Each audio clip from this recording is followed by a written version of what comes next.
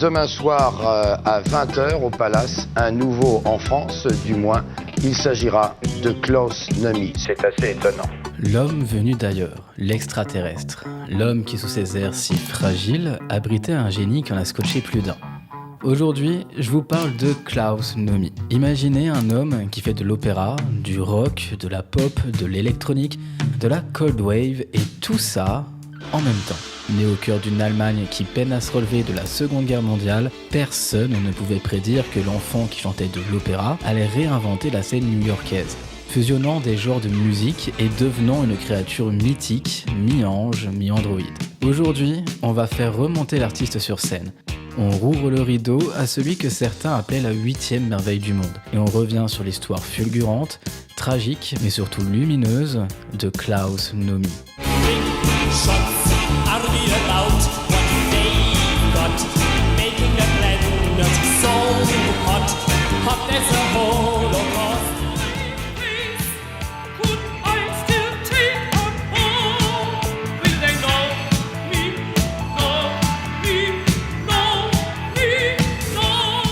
Et bonjour à tous, j'espère que vous allez bien et bienvenue dans cette toute nouvelle vidéo. Aujourd'hui, comme vous l'avez compris, on va parler de Klaus Nomi. Ça fait un petit moment que je vous tease cette vidéo. Et d'ailleurs, c'est la deuxième fois que je la filme parce que je n'étais pas du tout satisfait du premier rendu. C'est un tout nouvel exercice pour moi de vous faire un portrait d'artiste. Donc j'étais trop cantonné à mon rôle, entre guillemets, dans Murders Explained, d'être un peu un style documentaire. Et je me suis dit que ça allait pas du tout au niveau de l'ambiance. Donc je la refilme et j'espère que je serai plus à l'aise dans ce tournage. En tout cas, n'hésitez pas à mettre un petit like, un petit commentaire, à vous abonner, à mettre un petit boost pour me soutenir, d'autant plus que cette vidéo sera démonétisée puisque je veux vraiment que vous découvriez cet artiste que je trouve vraiment grandiose et qui n'est malheureusement pas assez connu aujourd'hui à mon sens, comparé à tout ce qu'il a apporté au monde de la musique durant les années 80. Donc je ne vous retiens pas plus et tout de suite c'est parti pour l'histoire de Klaus Nomi.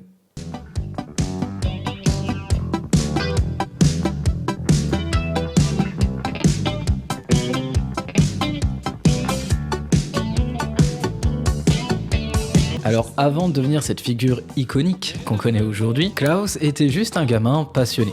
Un gamin qui chantait parce qu'il n'avait que ça finalement pour s'évader. Et croyez-moi qu'il en avait besoin. Puisque entre une enfance compliquée, un pays en reconstruction et une vie qui n'avait rien d'un conte de fées, eh bien la musique c'était son refuge, sa porte de sortie, son oxygène. Né le 24 janvier 1944 en pleine Allemagne nazie, de son vrai nom Klaus Sperber, arrive dans un monde compliqué et grandit avec sa mère qui est célibataire dans un pays qui tente tant bien que de mal de se relever. Klaus, c'était un enfant qui était plutôt solitaire, mais qui trouve très vite un refuge. Et son refuge, vous l'avez compris, c'est la musique. Et ce qui est beau avec ce dernier, c'est que déjà tout petit, il écoute un petit peu tout. Il est d'ailleurs autant fasciné par une chanteuse d'opéra du nom de Maria Callas, et donc il est autant intéressé par elle que par le rock and roll. Klaus, il aime tellement ça qu'il finit même par piquer quelques pièces à sa mère pour s'acheter un disque d'Elvis Presley. Voilà le genre de gamin qu'il était. Discret, mais avec un monde entier dans la tête. Et ce monde-là, il le porte dans sa voix.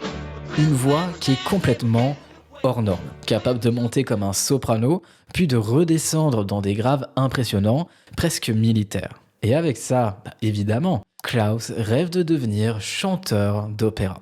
C'est donc à l'adolescence qu'il part pour Berlin-Ouest avec l'espoir d'entrer dans une troupe lyrique. Il étudie d'ailleurs la musique à l'Université des Arts de Berlin, mais à l'époque, pas de chance pour lui puisqu'il n'y a aucune formation qui existe pour les contre-ténors. Pas de case pour sa voix, pas de place prévue pour quelqu'un comme lui. Mais bon, ça malheureusement, Klaus, c'est une chose dont il a l'habitude. Alors il fait ce qu'il a toujours fait, il s'adapte. Il travaille en baryton, il forge sa voix de tête tout seul dans son coin et il commence à avancer. Il faut bien vivre, donc en parallèle, il devient apprenti pâtissier et bosse même comme ouvreur à la Deutsche Oper, qui est donc, vous l'avez compris, un opéra.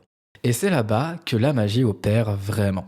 Une fois que le théâtre est vide, quand tout le monde est parti, il monte sur scène et chante pour ses collègues.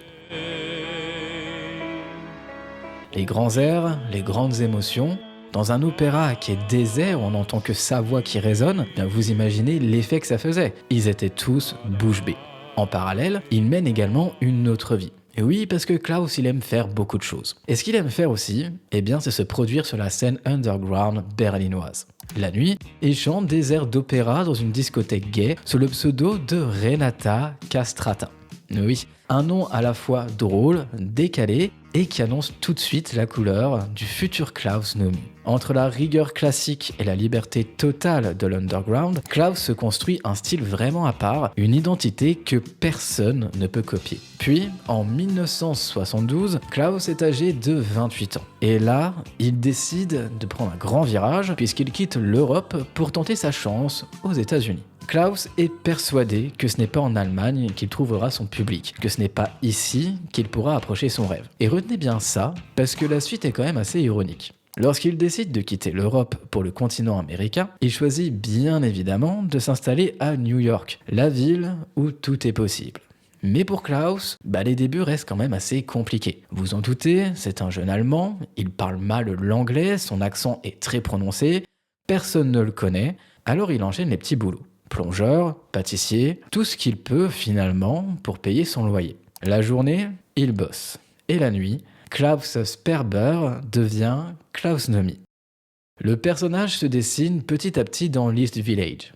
Étrange, fascinant, doux, futuriste, fragile mais puissant à la fois. L'homme intrigue et se fait peu à peu sa place. Je pense que l'opéra est une musique relativement conservatrice et je pense que beaucoup de la musique rock'n'roll est également conservatrice.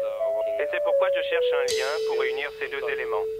Alors son nom de scène, certains peuvent demander pourquoi Nomi. Nomi, il le choisit en 1978 et c'est tout simplement un clin d'œil à la revue de science-fiction Omni, tout en étant à la fois l'anagramme du mot latin omni qui veut dire tout, tout explorer, tout mélanger, tout oser. Et ça lui ressemble parfaitement. À New York, il plonge dans un milieu cuir. Et quand je dis cuir, vous vous en doutez, ce n'est pas cuir et moustache, mais cuir Q-U-E-E-R. Et donc, il plonge dans le milieu cuir, artistique et bouillonnant. Le punk, la new wave, l'électro, tout s'invente en même temps. Et Klaus, lui, arrive avec un mélange improbable d'opéra, de pop 60s, de disco futuriste et de performances qui sont complètement inclassables. Et encore aujourd'hui, il y a des personnes qui sont incapables de classer son genre musical, et ça se comprend, et vous comprendrez aussi au fur et à mesure de la vidéo.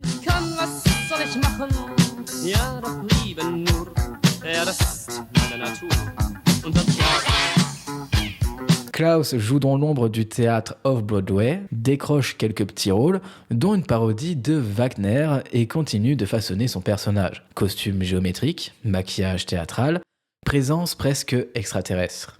Et puis arrive la soirée qui va absolument tout changer. Le New Wave Vaudeville Show à l'Irving Plaza en novembre 1978. Ce soir-là, Klaus apparaît sur scène comme si un autre monde venait d'atterrir dans la salle. Combinaison futuriste, cape en plastique transparente et cette voix irréelle qui s'élève pour chanter Mon cœur sous votre voix de Samson et Dalila.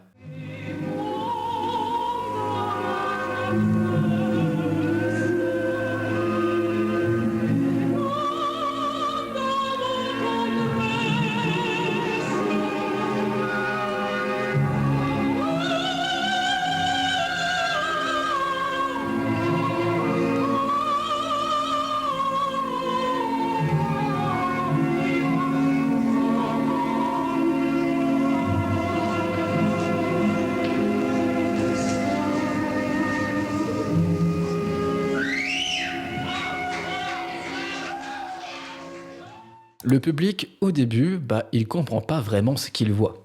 Mais il est incapable pour autant de regarder ailleurs. Dès les premières notes, le public ne sait même pas comment réagir. Ils sont là, un peu figés, un petit peu interloqués par ce qu'ils sont en train de voir, et très vite complètement happés par ce mélange improbable de classicisme et de science-fiction. C'est un de ces moments où tu sens la salle basculer, sans un bruit, juste bouche bée. La performance se termine dans un vrai petit chaos visuel, fumée partout, des stroboscopes, des sons électroniques stridents. Et au milieu de ça, il y a Klaus qui disparaît dans les coulisses comme si une soucoupe venait de le rappeler à bord. Et c'est exactement l'effet que ça donne. Un extraterrestre qui est venu, qui est sorti de nulle part et qui rentre chez lui. Joey Arias, qui deviendra un ami et un collaborateur très proche, dira plus tard « J'en ai encore la chair de poule rien que d'y repenser. C'était comme s'il venait d'une autre planète. Et c'est vrai qu'en une seule soirée, devant ce public-là, Klaus Nomi est né pour de bon. La rumeur de ce phénomène musical, un vrai ovni, commence donc à circuler à toute vitesse dans New York. Les clubs les plus branchés de Manhattan, du Max Kansas City au Mud Club, tout le monde se l'arrache. Les amateurs d'étranges font la queue pour voir ce drôle de petit bonhomme qui est arrivé de Berlin, capable de chanter du Purcell en tenue futuriste. Et petit à petit, Klaus rassemble autour de lui une vraie troupe d'artistes et de musiciens qui comprennent son univers. Il partage ce goût du look avant-gardiste inspiré de la science-fiction des années 1950.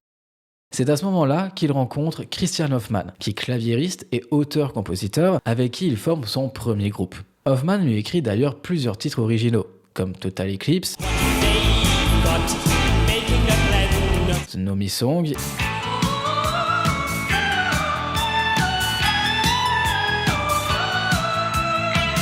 et Simple Man.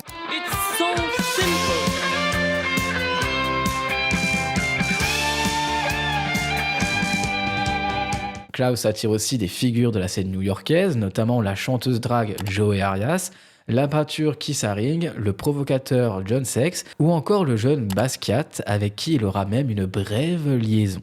Et ce cercle artistique, ça devient littéralement le cœur de son monde. C'est dans cette effervescence que Klaus Nomi commence à concrétiser une idée qu'il rumine, et ce depuis longtemps.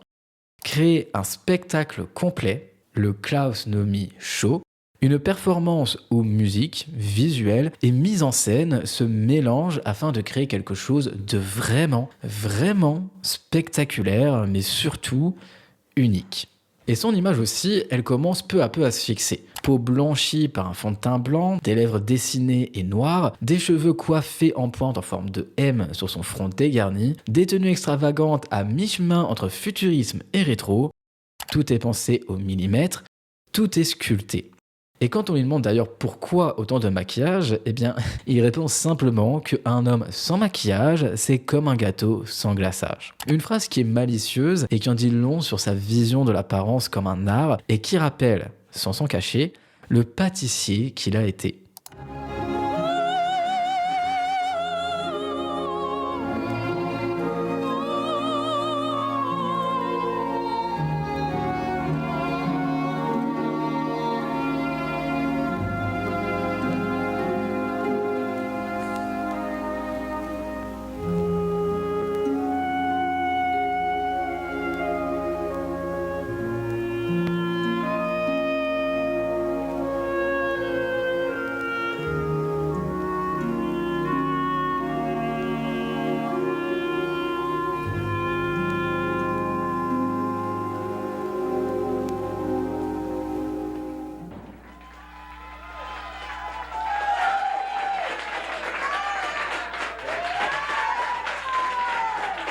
Fin d'année 1979, Klaus, c'est déjà une figure incontournable de la nuit new-yorkaise. Mais lui, eh bien, évidemment, il vise plus grand, il vise plus loin, il veut toucher un public qui est plus large et dépasser les petits clubs de Manhattan. Et là, de nouveau, avec cet homme, la magie opère, puisque c'est à ce moment-là que le destin lui envoie quelqu'un. Et ce quelqu'un, c'est pas du tout n'importe qui, c'est David Bowie.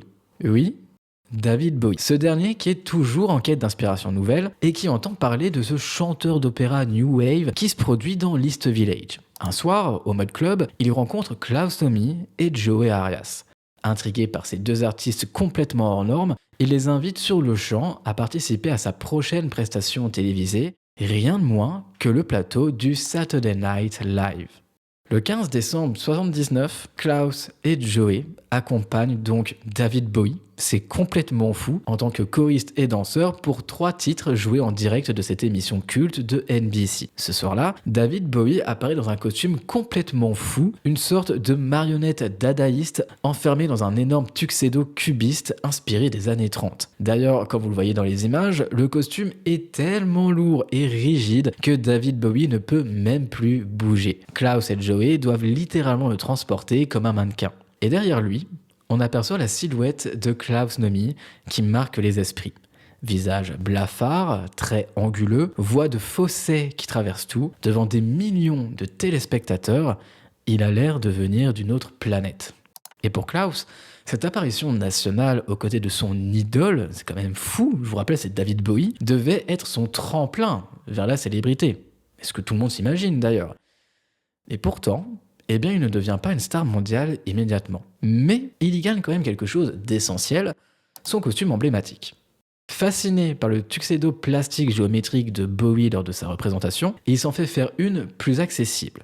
Et c'est ce côté futuriste noir et blanc, à col triangulaire immense, qui deviendra indissociable du personnage de Klaus Nomi. Ce look mélange de chic extraterrestre, de dada et d'excentricité théâtrale devient sa signature.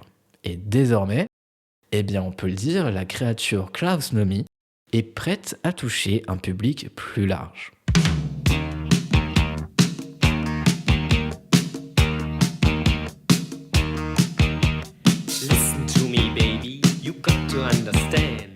Au début des années 80, avec son personnage unique et son répertoire entre reprises et compositions originales, Klaus, il aspire à enregistrer des disques.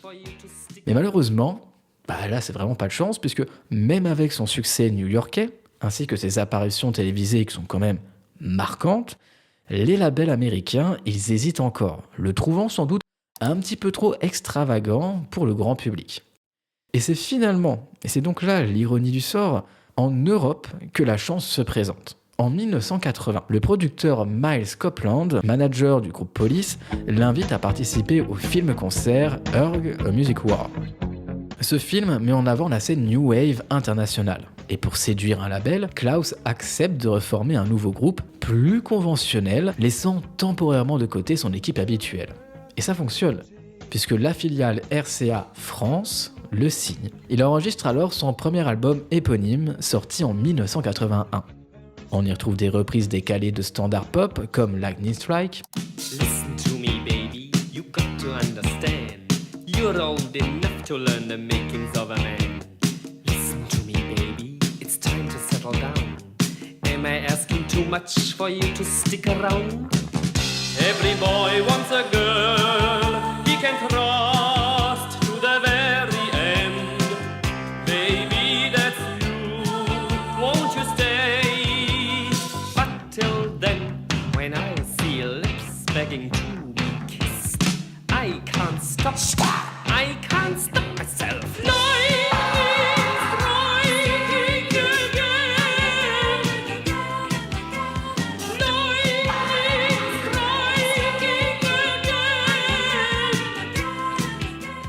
The Twist, Come on, humans. Let's do the twist.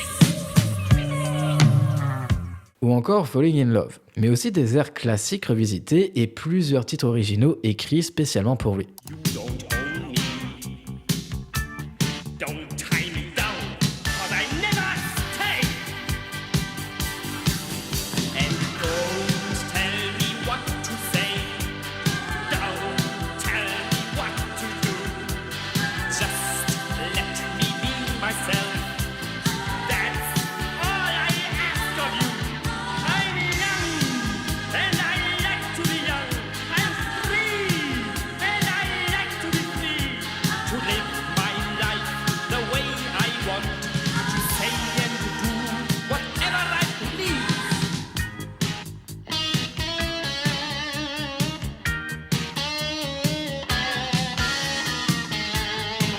D'ailleurs, j'en profite, je vous happe 2 petites secondes, mais tant que je vous parle de Falling in Love Again, qui est une chanson que j'adore, la version clip et la version studio ne sont absolument pas les mêmes. Le tempo et même certaines sonorités sont bien différentes. Je vous mets d'ailleurs un petit extrait de la version clip maintenant.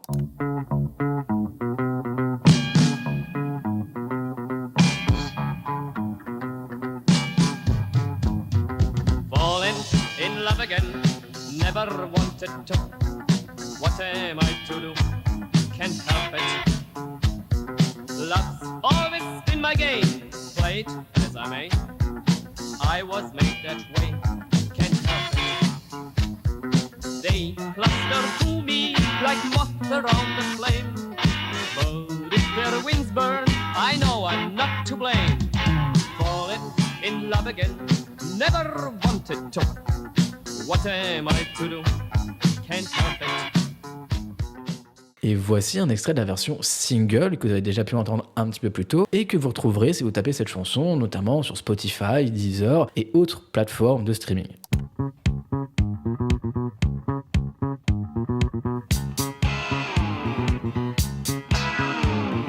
Falling in love again, never wanted to. What am I to do? Can't help it. Love's always been my game, played as I may. I was made that way. Alors bon, évidemment, chacun ses goûts, il faut l'admettre, mais je préfère largement la version clip. Personnellement, c'est celle que j'écoute tout le temps. Je la trouve plus douce à écouter et peut-être même un petit peu moins robotique. Quoi qu'il en soit, eh bien, contre toute attente, voilà ma parenthèse, elle est finie, eh bien, ce n'est pas un morceau pop qu'il propulse, mais une reprise baroque du XVIIe siècle. Ce Cold Song, extrait du King Arthur de Purcell.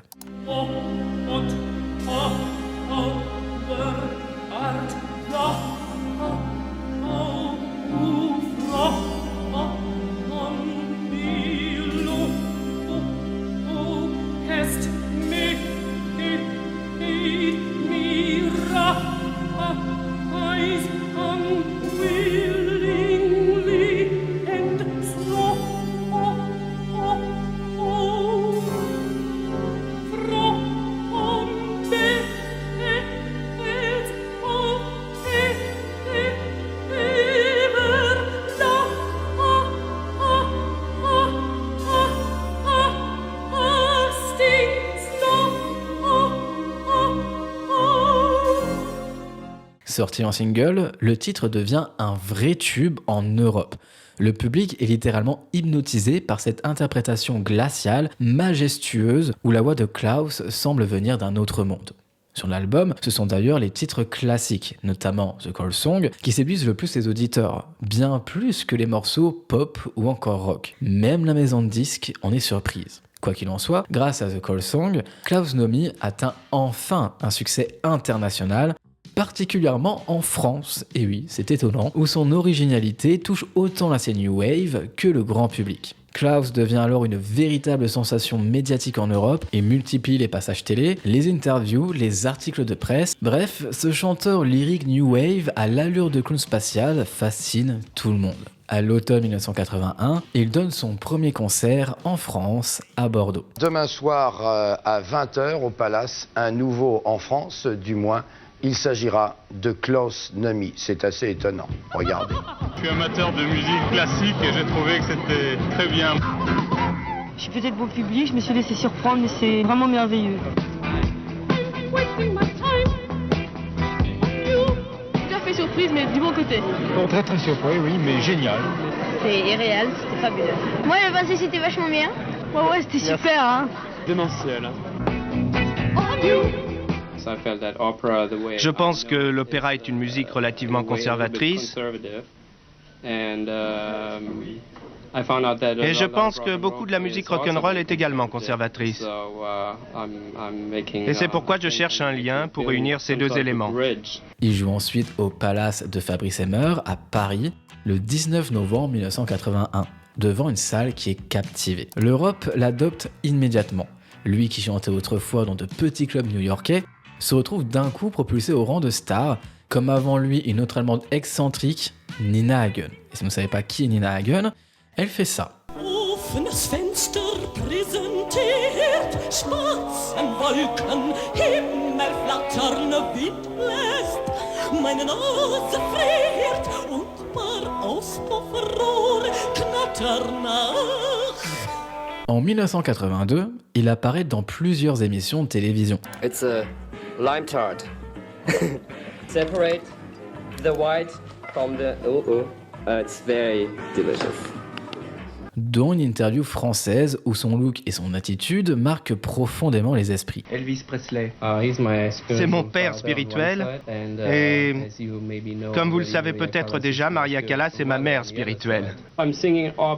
Je chante en public avec une voix d'opéra pour apporter quelque chose de plus au rock'n'roll, parce que dans un concert rock, le chanteur s'adresse au public, alors que dans l'opéra, le chanteur ne s'adresse qu'à son partenaire. Et à l'intérieur d'une histoire, le public regarde cela comme une image. Moi, je veux transporter cette image dans la salle. Klaus Nomi, si vous aviez un seul mot à donner pour définir votre musique, quel serait-il?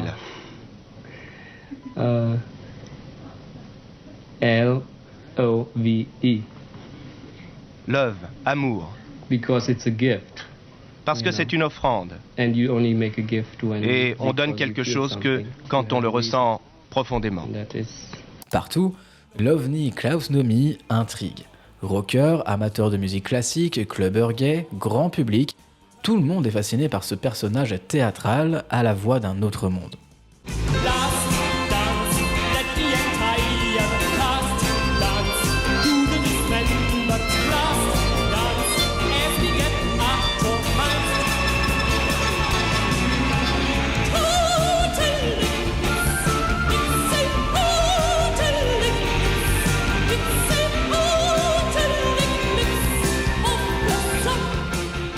En novembre 1982, il sort Simple Man, son deuxième album et dernier album studio de son vivant.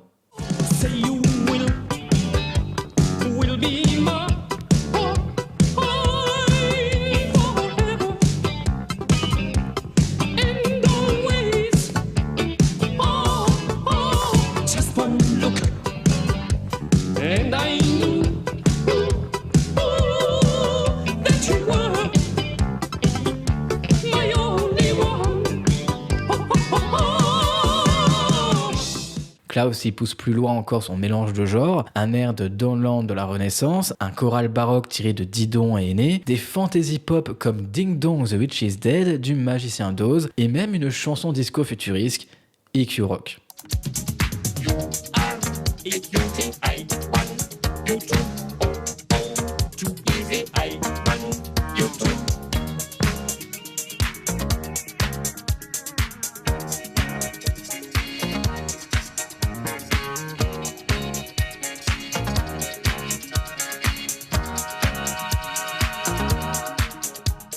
Et d'ailleurs, sa version de Ding Dong The Witch is Dead, personnellement, je l'adore. Bon, comme la plupart de ses chansons. Mais j'aime vraiment cette dernière, et si des fois vous êtes énervé, n'hésitez pas à l'écouter. Je vous assure qu'elle vous met immédiatement dans une bonne ambiance. En tout cas, de mon côté, ça marche. Je vous mets un petit extrait juste ici.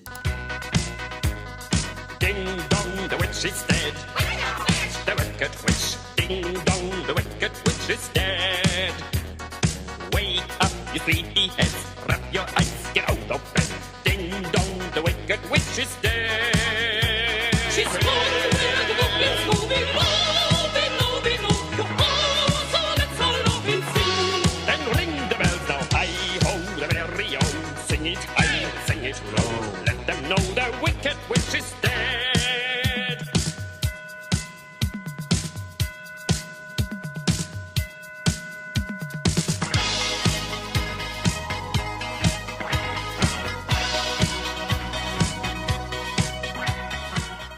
Et n'hésitez pas à me dire dans les commentaires si vous pensez que cette musique pourrait vous détendre lorsque vous êtes un petit peu énervé.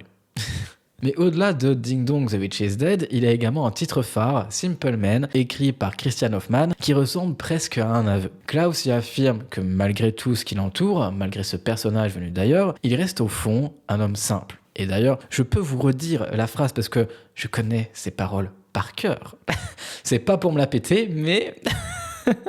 Non mais c'est vrai que dans le refrain, il dit « Yes, I'm a simple man, I do the best I can », qui signifie que oui, c'est simplement un homme et qu'il fait juste de son mieux. Et c'est une phrase qui laisse filtrer une vulnérabilité qui est rare derrière le masque de l'extraterrestre.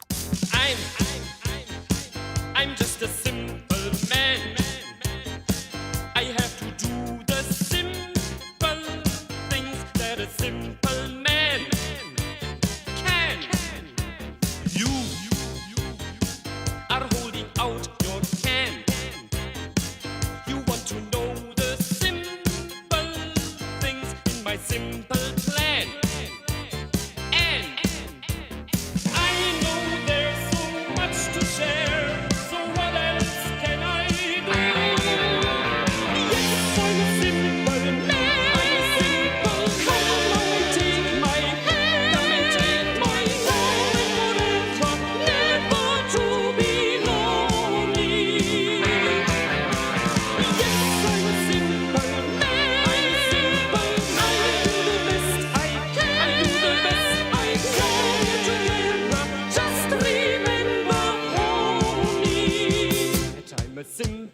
man.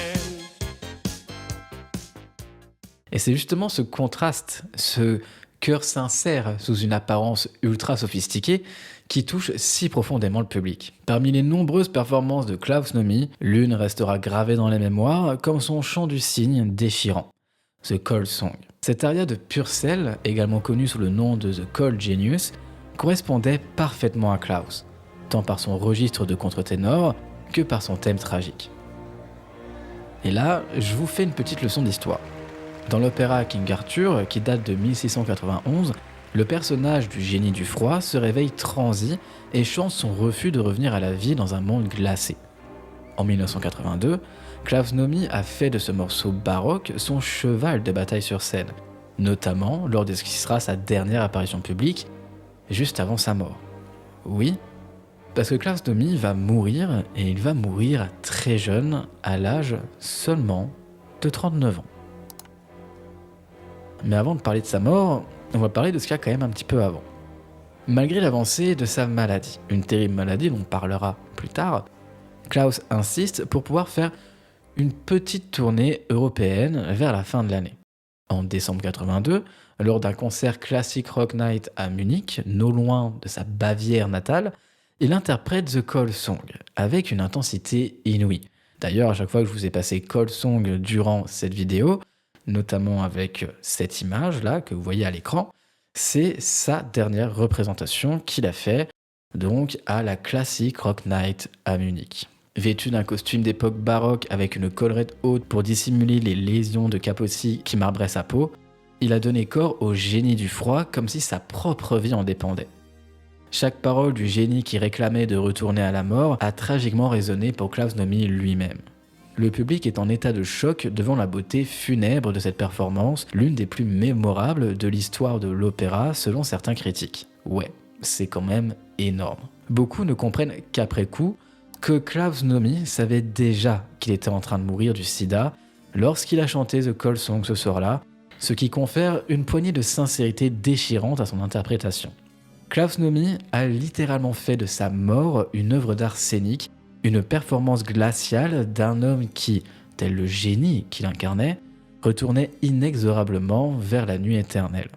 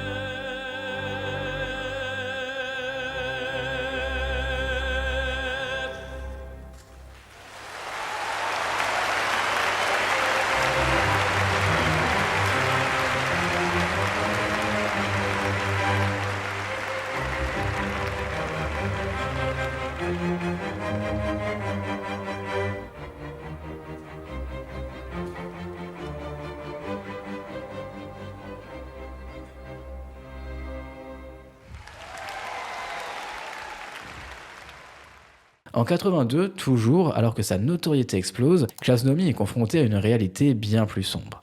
Sa santé se dégrade rapidement et il est l'un des premiers artistes à être touché par un nouveau virus mortel qui ravage la communauté gay. À cette époque, le sida n'a pas encore de nom officiel et est souvent appelé le cancer gay. Malgré une fatigue croissante, Klaus reste déterminé à rester sur le devant de la scène.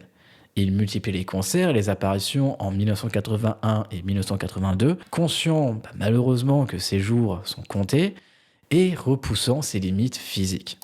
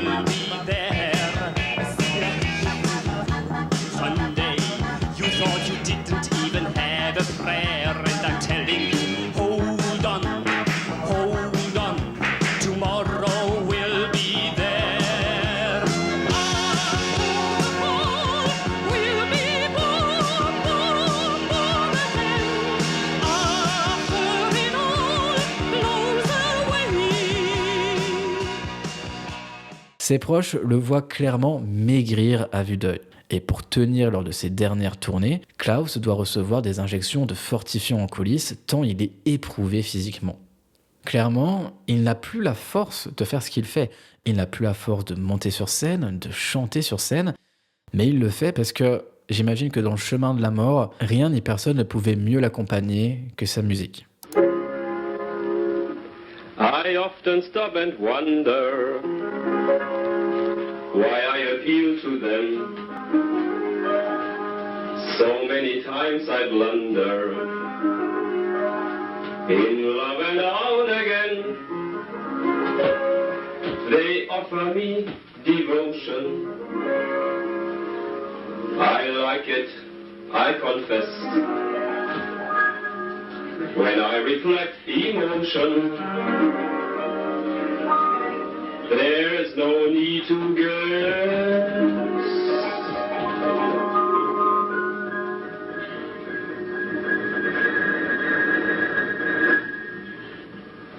Falling in love again, never wanted to.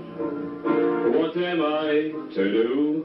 I can't help it. Et sur scène, le personnage flamboyant qu'il a créé tient encore debout, c'est vrai, mais l'homme en coulisses, il s'affaiblit inexorablement.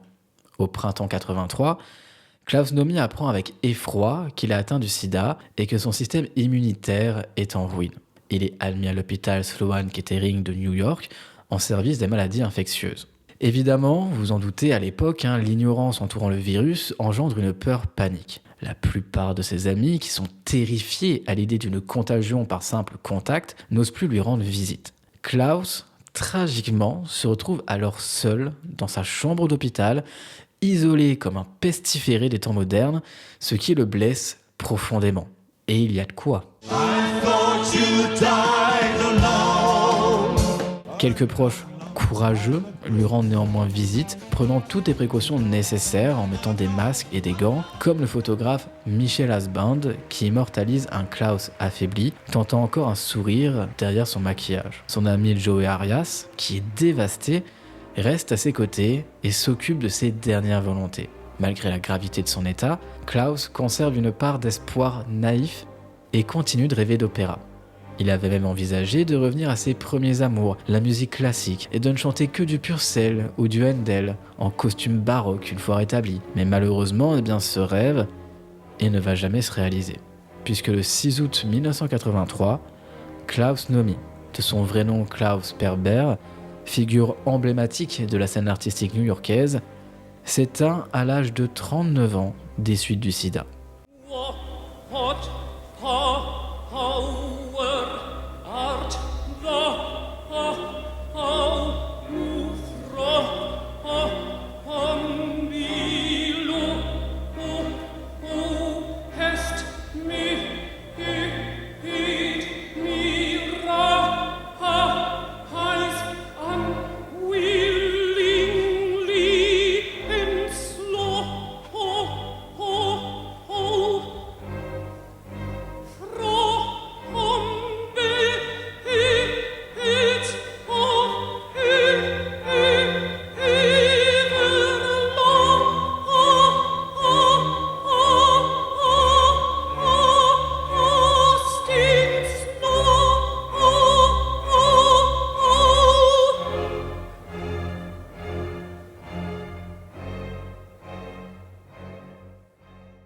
Son décès, passé presque inaperçu du grand public américain, laisse un vide immense au sein de la communauté artistique new-yorkaise. Il faudra attendre 2 années supplémentaires et la mort de l'acteur Rock Hudson pour que l'opinion publique prenne pleinement conscience de l'ampleur de l'épidémie du sida. Klaus Nomi, lui, aura été un précurseur tragique, parti trop tôt. Conformément à ses dernières volontés, son corps a été incinéré. Une partie de ses cendres est inhumée dans sa ville natale d'Immenstadt, en Bavière, le 14 août 1983, tandis que l'autre partie est dispersée dans sa ville d'adoption à New York, lieu de sa transformation artistique et de sa carrière fulgurante. Son fidèle ami, qui est là depuis le début, Joey Arias, est nommé exécuteur testamentaire de son estate et s'engage à perpétrer sa mémoire et son œuvre. Chose qu'il a d'ailleurs faite. On peut retrouver des moments de sa carrière sur YouTube, des moments où il est en représentation et où justement il rend des hommages à Klaus Nomi. Et ça, c'est vraiment quelque chose, on peut déjà le remercier et qu'on ne pourra pas enlever à Joey Arias, c'est que même lui, dans sa carrière et j'imagine donc dans sa vie privée, il a toujours rendu hommage à Klaus Nomi, même 10, 20, 30 ans après. C'était un ami fidèle du début jusque sa fin à lui. Et pour notre cher Klaus, eh bien malgré une carrière brève mais intense, Klaus Nomi continue d'exercer une influence culturelle significative des décennies après sa disparition. Dès les années qui suivent sa mort, il devient une figure culte, mais vraiment culte pour de nombreux admirateurs, notamment à New York et en France, où son souvenir reste vivace et son influence indéniable. En 2004, le documentaire The Nomi Song, réalisé par Andrew Horn, retrace sa vie et contribue à le faire découvrir à une nouvelle génération touchée par son histoire unique et son talent qui est exceptionnel. Puisque qu'on aime ou qu'on n'aime pas Klaus Nomi, on ne peut pas lui enlever son talent.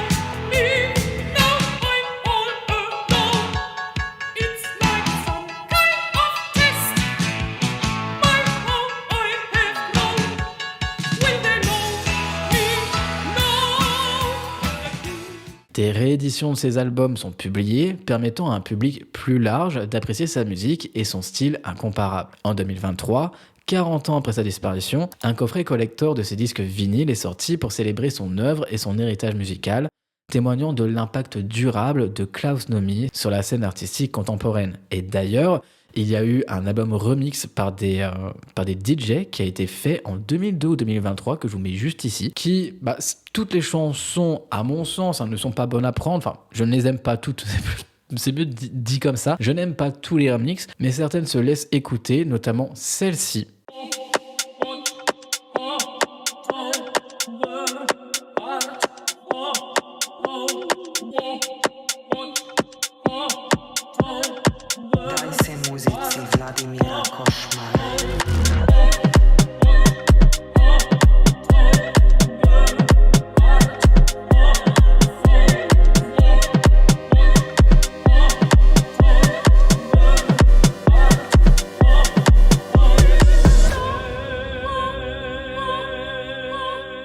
Qui est donc un remix de The Cold Song par Vladimir Cauchemar. Et oui, ça aussi, c'est étonnant. C'est assez étonnant. Mais personnellement, je trouve qu'un chef-d'œuvre comme Klaus Nomi ne peut pas être remixé. Voilà. J'adore les remixes, en règle générale. Mais Klaus Nomi, c'est un monument. Il faut pas toucher. En tout cas, ce qui est sûr, c'est que ce dernier a laissé une empreinte qui est vraiment immense dans le monde de la musique, presque impossible à mesurer sur des artistes et ceux du monde entier. Que ce soit musiciens, chanteurs lyriques, pop stars, beaucoup ont repris ses chansons ou lui ont rendu hommage. Le contre-ténor Andreas Cole, grand admirateur, a enregistré The Cold Song en pensant à Klaus Nomi, tout comme le chanteur pop Mark Almond qui a revisité Total Eclipse. Et d'ailleurs, en parlant de Total Eclipse, je vous conseille d'écouter la version, encore une fois, du clip, puisque la version clip, qui d'ailleurs n'est pas vraiment un clip, c'est surtout lui en live, c'est une représentation en live, mais qui a vraiment été bien filmée, et qui fait donc office de clip, qui date de l'année 1981, que je vous mets évidemment en barre d'infos et que je vais vous passer à l'instant à l'écran, puisque cette version live est, à mon sens, encore une fois, c'est personnel, beaucoup plus intense. La musique, les sonorités, sa voix, ça dégage quelque chose de tellement plus intense à mon sens que la version single, et je vous laisse comparer dès maintenant. Ça, c'est la version en live.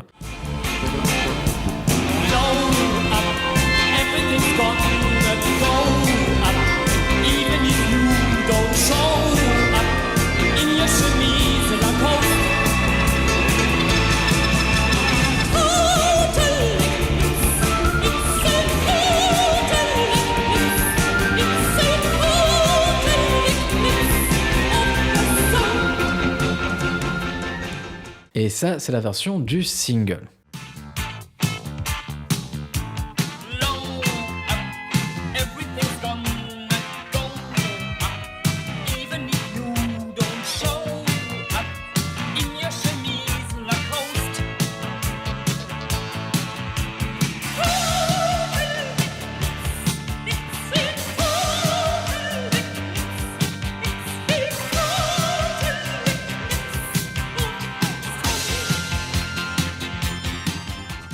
Quand vous voyez, le son n'est pas tout à fait le même et la voix est beaucoup plus robotique. Bref, en tout cas, je préfère personnellement celle du clip, mais n'hésitez pas à écouter les deux versions et de faire votre choix à vous. Son personnage d'Alien New Wave a également infiltré la culture populaire. Certains ont peut-être déjà remarqué et d'autres non. Lady Gaga, par exemple, s'est inspirée de ses tenues spectaculaires et a porté une robe rappelant le célèbre costume triangle de Klaus Nomi.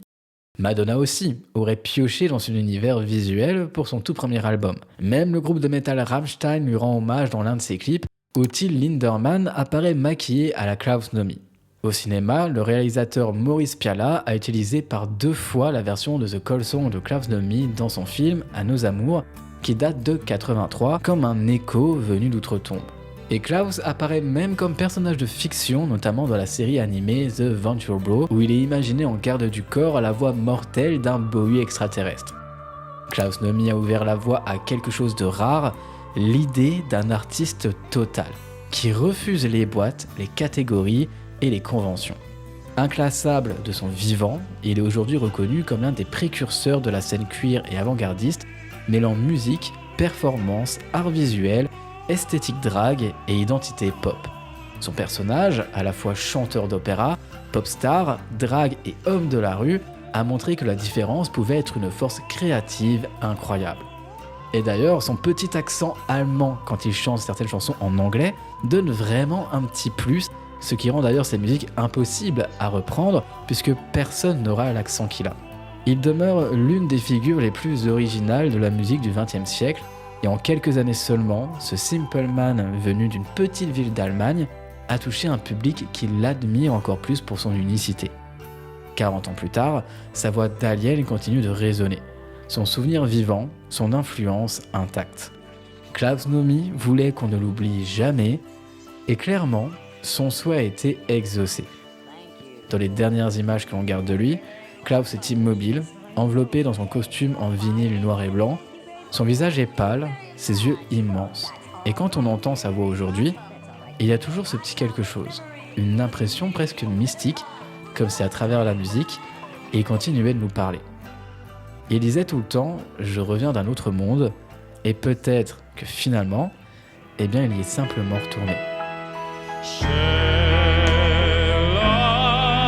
I stay?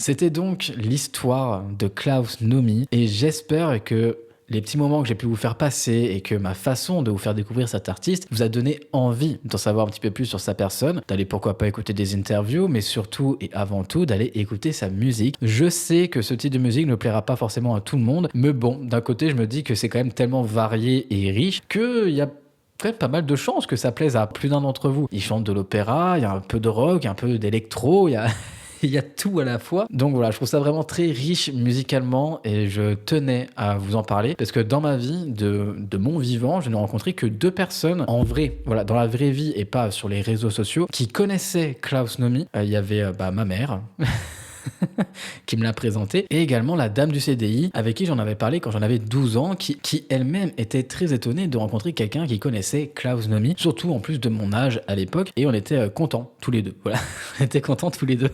Mais personnellement, c'est vraiment un artiste que j'adore, que j'écoute depuis peut-être mes 10-11 ans, quand ma mère l'écoutait dans sa petite voiture avec, c'était une cassette à l'époque que je devais tourner comme ça pour remettre à zéro et remettre dans le lecteur, et c'était génial, et j'étais vraiment devenu complètement fan. D'ailleurs, je me souviendrai toujours du moment où c'était The Cold Song, il me semble, et au début, il chantait avec une voix grave, et je trouvais ça très sympa, j'avais pas l'habitude d'écouter de l'opéra, et à un moment, il chante avec une voix qui est aiguë. Et j'avais demandé à ma mère, mais c'était qui était la femme qui chantait avec cet homme? Pour moi, Klaus Nomi, c'était 2 personnes différentes. En fait, il y avait Klaus l'homme et Nomi peut-être la femme. Et au final, maman m'a expliqué que non, c'était un seul homme, que c'est une seule personne qui chantait aussi grave et aussi aigu et j'avais trouvé ça vraiment complètement fou. Donc je suis content en tout cas de vous partager son histoire, sa musique, son vécu et j'espère que ça a pu toucher l'un ou l'une d'entre vous. Et sur ces mots, eh bien je vous laisse. Je vais écouter Klaus Nomi en faisant un petit peu de ménage et je vous souhaite à tous et à toutes une bonne soirée et à demain pour un nouveau Vlogmas. À l'heure où je vous parle, on est le lundi 24 novembre, il est 22h37. Oui, parce que je vois pas, j'ai enlevé mes lunettes pour être beau pour la vidéo. Et je vais aller commencer la vidéo. Je refais mon salon. Oui, je vais monter des meubles à 22h30. Mais en ce moment, j'arrive pas à dormir. Donc, bon, écoutez, on fait ce qu'on peut. Bonne soirée. À très bientôt. Ciao.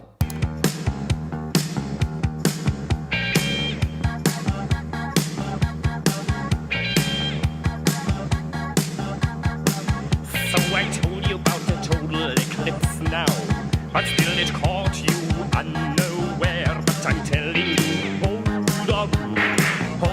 on, tomorrow will be there. And even though you went to church upon Sunday,